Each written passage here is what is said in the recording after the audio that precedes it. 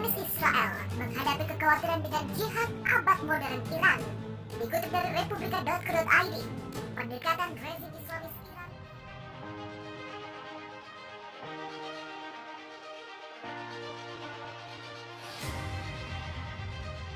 Jihad tak main-main Iran lawan Zionis Israel. Apakah ini ancaman?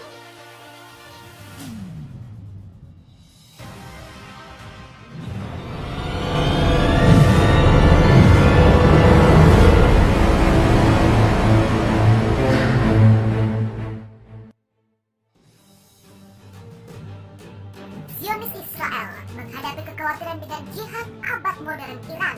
Dikutip dari republika.co.id, pendekatan rezim Islamis Iran Israel tidak didasarkan pada pendekatan analisis biaya manfaat yang umum dalam politik di Barat. Sebaliknya, itu merupakan sikap apokaliptik yang berakar pada bentuk antisemitisme postmodern dan didefinisikan sebagai jihad para orang Yahudi. Dilansir dari laman Israel National News, jenis antisemitisme kontemporer ini dilakukan konglomerat global kaum Islamis dan kiri yang menargetkan Israel sebagai rumah leluhur orang-orang Yahudi. Gerakan boykot, divestasi, dan sanksi atau boykot, divestment, and sanction merupakan manifestasi paling mencolok, tetapi ikatan anti-Israel yang dimiliki kaum Islamis dan kaum kiri memiliki akar yang dalam. Pada tahun 1960-an, Nesrat Israelophobia, banyak kelompok Islamis dari kiri Iran yang simpatik memulai perjalanan epi ke Liban, khususnya ke Suriah dan Lebanon, untuk memerangi Israel dan menekan kekayaan penduduk Syiah. Ketika Raja Hussein dari Jordania mengusir Yasser Arafat dan Organisasi Pembebasan Palestina atau PLO karena berusaha menggulingkan kerajaan Hashemite, kelompok teror itu memindahkan markas besarnya ke Beirut melalui mediasi para pemimpin Arab lainnya. Di sana, kelompok Islam radikal Iran dan kelompok kiri yang ingin melenyapkan Israel bersekutu dengan Arafat. Mereka terlibat dalam pertempuran dengan orang-orang Kristen Maronit yang pro-Barat dan pro-Israel. Hal ini menyebabkan Perang Saudara Lebanon yang menghancurkan tahun 1975 hingga 1990. Perang Saudara Lebanon ternyata menjadi salah satu faktor kunci yang membawa kaum Islamis berkuasa di Irak. Partisipasi dalam perang itu, para pejuang Islamis dan sayap kiri yang akan mengeksploitasi keterampilan strategis dan militer untuk menggulingkan rezim Syah yang didukung oleh Barat. Segera setelah revolusi Islam tahun 1979 di Iran, orang-orang yang kembali ini akan membentuk sayap kiri Republik Islam yang baru. Ini lebih dikenal sebagai Line of Imam karena kedekatan mereka dengan Khomeini. Mereka merupakan faksi anti-Israel dan anti-Barat tanpa henti yang tertarik pada ekspor revolusi di luar perbatasan Iran dengan biaya berapapun. Untuk itu, tak lama setelah mereka menggulingkan rezim Pahlavi daripada membawa Arafat ke Iran, dan Khomeini menjanjikan dukungan tanpa syarat untuknya. Beberapa saat kemudian, pada awal tahun 80-an, mereka akan menciptakan Hizbullah di Lebanon dengan bantuan Korps Garda Revolusi Islam. Iran-Contra Affair yang terkenal buruk, di mana para pejabat senior Amerika Serikat menjual senjata ke Iran dan menggunakan hasil untuk membiayai Contras Nicaragua, diekspos oleh faksi kiri sebagai indikator bahwa sistem Iran telah terjual habis ke Amerika Serikat dan Israel.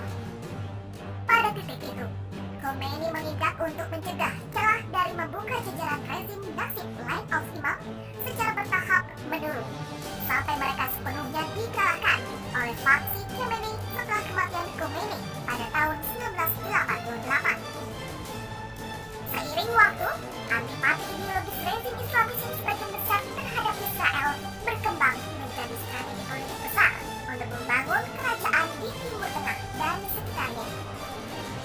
Menyusul aspirasi lama tentang kebangkitan Dar al-Islam dan kepemimpinan dunia Islam yang dimulai dengan Khomeini, kemudian berlanjut lebih sistematis di bawah Khamenei.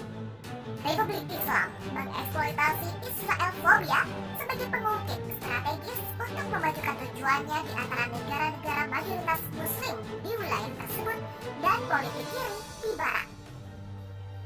Terlepas dari perbedaan, baik kaum fanatik Syiah dan Sunni bersatu dalam kebencian kebencian mereka terhadap Israel. Hal ini yang menempatkan mereka dalam tempat yang sama sejauh yang menyangkut barat kiri. Rezim Islamis memanfaatkan titik konvergensi antara fanatik Muslim dan kaum kiri untuk memajukan proyek ekspansionisme ideologis dan teritorialnya di Timur Tengah, serta untuk mengkonsolidasikan kehadirannya di Barat. Semua itu dapat ditambahkan upaya rezim yang sedang berlangsung untuk melemparkan kunci ke dalam proses perdamaian Arab Israel. Rezim Islam tidak menganggap fase Israel harus dihapus dari muka bumi, hanya sebuah slogan. Hal itu menjadi titik prinsip dan terus dilakukan. Baru-baru ini, rezim telah berusaha menargetkan warga sipil Israel melalui serangan cyber. Pada April tahun ini, peretas Iran melakukan serangan cyber pada sistem manajemen air Israel untuk meningkatkan kandungan klorin dalam pasukan air nasional. Hal tersebut dilakukan dengan tujuan menyebabkan keracunan massal warga Israel. Rezim Islam di Iran karena alasan ideologis yang mengakar dan tujuan strategis skala besar secara obsesif dan satu pikiran mengejar migrasi dan jika mungkin penghancuran total Israel. Itulah sebabnya rezim meskipun menderita di bawah kampanye tekanan maksimum pemerintahan Trump tidak akan mengubah perilakunya. Setiap upaya normalisasi rezim Islamis dalam tatanan dunia liberal tanpa memperhitungkan antipati yang melekat pada Israel, sejauh ini satu-satunya demokrasi liberal di Timur Tengah akan membuat negara Yahudi menghadapi ancaman eksistensial. Dalam beberapa tahun terakhir, perang antara peran taktis Israel telah membatasi ruang lingkup dan intensitas jihad rezim Islam terhadap Yahudi. Akan tetapi, jika ingin dibendung, negara Barat harus membangun strategi yang konsisten dan kuat untuk mengganti rezim Islam di Iran dengan demokrasi liberal. Dan strategi besar itu masih belum muncul.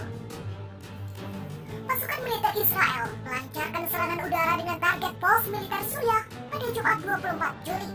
Penyerangan itu disebut sebagai serangan balasan atas tembakan mortir Suriah menuju dataran tinggi Golan yang diduduki oleh Israel. Serangan ini berhasil mengenai sejumlah sasaran, termasuk pos-pos pantau SAS dan sistem pengumpulan intelijen yang berlokasi di pangkalan Saf. Demikian kata militer Israel dalam sebuah keterangan merujuk pada pasukan bersenjata Suriah atau Saf.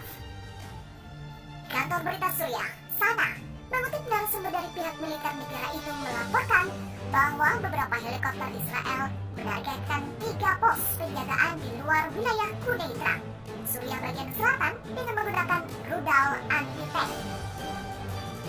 Menurut SANA, serangan itu mengakibatkan 2 orang terluka dan sejumlah titik di area hutan terbakar.